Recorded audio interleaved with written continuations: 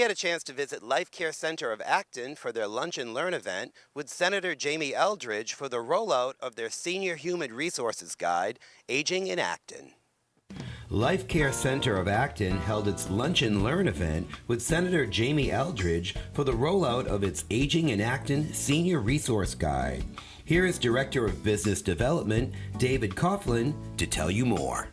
So we are hosting a luncheon with Senator Jamie Eldridge, who represents 14 communities throughout Metro West, and from Acton to Air to Shirley to Littleton.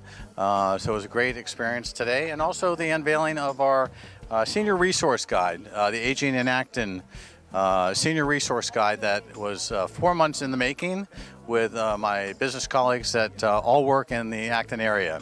And it's a senior resource guide that provides services for seniors in the Acton area and their families, from Acton Pharmacy to Robbinsbrook, a benchmark senior living, assisted living facility, to Life Care Center of Acton, the only skilled nursing facility in Acton.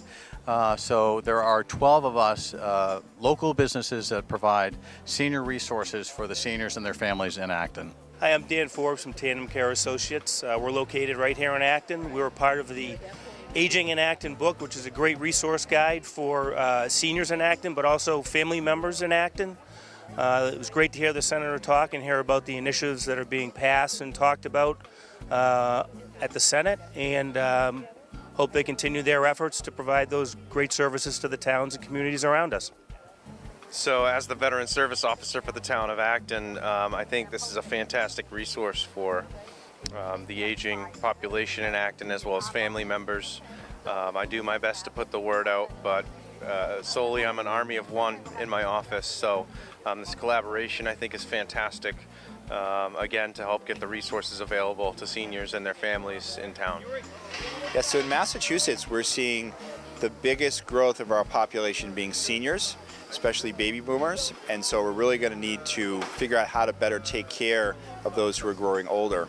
So I was very pleased in the Senate budget that we had increases in Council on Aging, programs for mental health challenges for seniors, property tax breaks for seniors that are still living in their homes, as well as an Alzheimer's, comprehensive Alzheimer's legislation, and a caretaker bill to make sure that caretakers are properly vetted before they're looking after seniors. So it's been a productive budget and a productive session, but there's always more to do for seniors. I have had the chance to walk around to almost every table to introduce myself, but for those that I didn't get a chance to meet, I'm State Senator Jamie Eldridge. Oh, there we go. And I represent 14 communities. So I represent Acton, Boxborough, Harvard, Littleton Air, Shirley, Sudbury, Maynard, Sudbury, Stowe, Hudson, Marlborough, Westborough, Northborough, Southborough. So I know that by geographic region. So I'm from Acton, and I've actually come here to the Life Care Center really since high school, because growing up in Acton, I participated in the program at Acton Boxborough Regional High School called Adopt a Grandparent.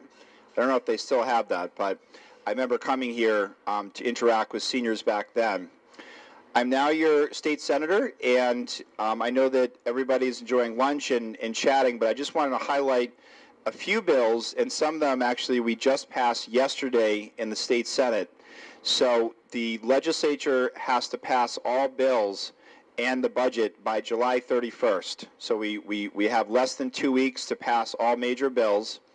We did pass a budget 2 days ago, so that included increased funding for councils on aging. It included a subsidy for nursing homes.